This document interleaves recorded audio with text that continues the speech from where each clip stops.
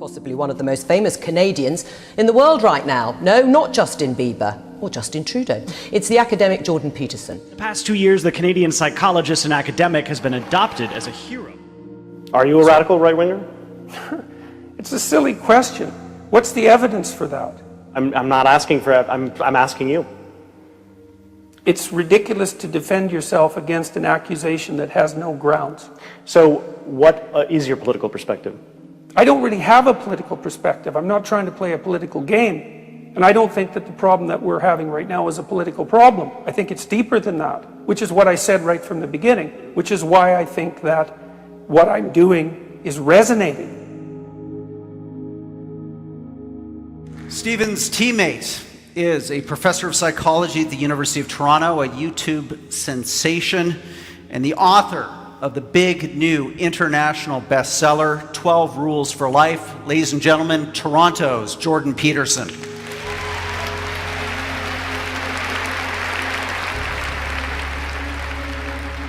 So how did he become so well known? He first came to national prominence in Canada in 2016 in a debate about new laws on gender identity. Bill C-16 made it an offence to refuse to call someone by their chosen gender pronoun. You say you've been painted as an extreme right-winger. No, some people have tried that. Not very successfully, but they've tried it. And you came to prominence in part over your opposition to this law that we just talked about in Canada, proposing the use of preferred pronouns for transgender people. Just for clarity. Mandating them. Yeah. Right. Saying that you should do it. No, but, that you had to do it. Right, you had to do it by law, but just... Hundreds of thousands subscribe to his online lectures. And his videos, where he talks everything from identity politics, which we've touched on, to the Bible, to Disney movies, have been viewed over 150 million times. And then, finally, there's also, and I don't know what you think about this with regards to evidence, but what constitutes evidence is not always that easy to determine, even in the scientific domain. So think about how we think about ourselves and other people and how we treat ourselves and other people. You can imagine that you're like a clock running down, and that's like a deterministic model, but people aren't clocks. We're dissipative structures. A clock is something that runs downhill. We're not clocks by any stretch of the imagination. And we take energy in and we disperse energy. And so what we see in front of us is an array of potential universes. And those are the universes that we could bring about as a consequence of our actions. And we make choices to the right or the left. There's a lot of mythological speculation about that sort of idea too, in an ethical sense, because we decide what sort of reality that we want to bring into being. And so we encounter potential like God did at the beginning of time when he made order out of chaos. Chaos is this chaotic potential. We confront chaotic potential with our consciousness and we cast that into reality. In a way, you're appealing to a certain political viewpoint. Well, that's what people claim. That's your fans. Your fan base seems to come from that side. No, I don't agree with that at all. I think that, first of all, whether or not what I have are fans is debatable. Rock stars have fans. I'm not a performance artist. I don't have fans. I have people who are listening carefully to what I'm saying. And it's very complicated what I'm saying. So they're not just fans. It isn't men precisely who I'm speaking to. It's people. I'm a clinical psychologist. I'm actually interested in individuals. And I'm interested in their fortification against tragedy. Every time I do an interview, the interview is always political. It's always political. Well, the clue is in the title of this program. We are the Daily Politics. No, fair enough. No, look, fair enough. And I'm not casting aspersions at this program, but the fundamental news that's important about what I'm doing isn't the political element. If you treat yourself like you're a free moral agent with choice and that you can determine the course of your life, then you seem to get along better with yourself and to be less anxious and to be more productive. And if you treat other people like that they're free agents that are making voluntary choices about how reality is going to come into being, and you reward them when they do it properly and you punish them or otherwise discipline them when they do it badly, then your relationships with them seem to work. And then if we predicate our society on the presupposition that each individual human being is capable of doing just that, then we seem to have extremely functional societies. And this is something that Sam Harris has been taken to task for many times, is if you dispense with the idea of free will, how is it you organize your relationship to yourself your interactions with your family and your relationships with the broader social community. It's a very complicated issue. So I believe strongly that we have free will, that we're responsible for our choices. Those choices are constrained in many, many ways. So there's a chaos within that can manifest itself, that can disrupt whatever order you are. And you know that in minor ways, because everybody's always running around doing things that aren't good for them, that they know they shouldn't do and that they can't control. And so there's a chaotic and an orderly aspect to everything, to the individual, to the family, to the social world, to the natural world. It's chaos and order at every level of analysis simultaneously. Thank you for your support for more and better debate on the big issues of the day. It's great to have you as virtual participants in tonight's proceedings. Great start to the debate, Michelle. Thank you. I'm now going to ask Jordan Peterson to speak for the con team. So we should first decide what we're talking about. We're not talking about my views of political correctness, despite what you might have inferred from the last speaker's comments. This is how it looks to me. We essentially need something approximating a low-resolution grand narrative to unite us. And we need a narrative to unite us because otherwise we don't have peace. What's playing out in the universities and in broader society right now is a debate between two fundamental low-resolution narratives, neither of which can be completely accurate because they can't encompass all the details. Obviously, human beings have an individual element and a collective element, a group element, let's say. Force for good or bad, PC? Well, I think at the moment it's clearly a force for bad. I think it's corrupted the universities, perhaps beyond repair. And I think the reason for that fundamentally is that the PC ideologue types think that the proper way to classify people is by their group affiliation. And there's all sorts of problems with that. One is that there's an endless number of ways that you can classify people by their group affiliation.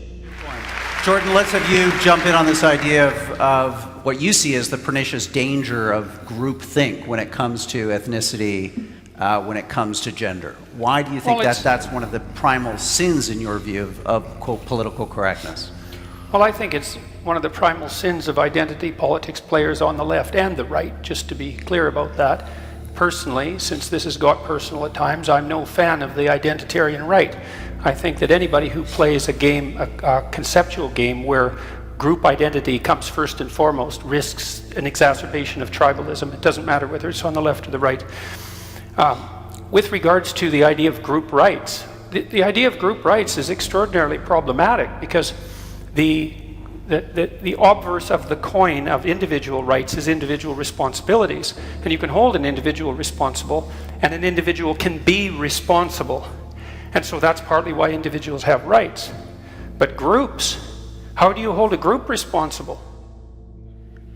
But I hear a lot of category creep in, again, the argument against political correctness or against seeking group redress, the idea that kind of that way lies dehumanization, or, you know, that you're kind of 1 minute you're asking... Let's have Stephen come in on this. This was part of your opening remarks. You're a category creep, Stephen. Respond to that. It's a nice... I'm still very lost about why we aren't talking about political correctness. We're talking about politics, and that's fine. And I share exactly what you think about it. I'm not an enemy of identity politics per se. I can obviously see where it goes wrong and where it's annoying. Let's be empirical about this. How well is it working for you in America at the moment? Well, not well at all.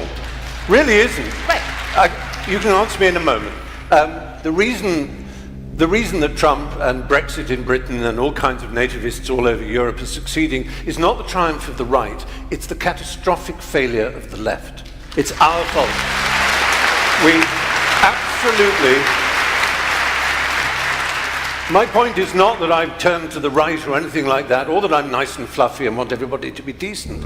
I'm saying political correctness. Resist. Fight. If you have a point of view, fight it in the proper manner, using democracy as it should be, not channels of education, not language. You know, it's so silly. There's a chess rule, you know. In chess, the best move to play in chess is not the best chess move, it's the move your opponent least wants you to play. At the moment, you're being recruiting sergeants for the right by annoying and upsetting, and instead of fighting, either fighting or persuading. I've been given huge grief already simply because I'm standing here next to Professor Peterson, which is the very reason that I am standing here in the first place. I'm standing next to someone with whom I have, differences, shall we say, in terms of politics and all kinds of other things, precisely because I think all this has got to stop. This rage, resentment, hostility, intolerance, above all this with us or against us, certainty. A grand canyon has opened up in our world. The fissure, the crack, grows wider every day. Neither on each side can hear a word that the other shrieks, and nor do they want to. I think one of the things I loved about Jordan's book, which I speed read last night, so forgive me, Jordan, I've not read every line. But one of my favourite rules in Jordan's book is Rule 9, which says, assume the person you are listening to might know something you don't. Chaos is something that you say is distinctly feminine, whereas order is symbolized. something It's symbolized by the feminine, yeah. Okay, so you posit that. So this almost seems like, in certain ways, an antidote to femininity. Is that not the case?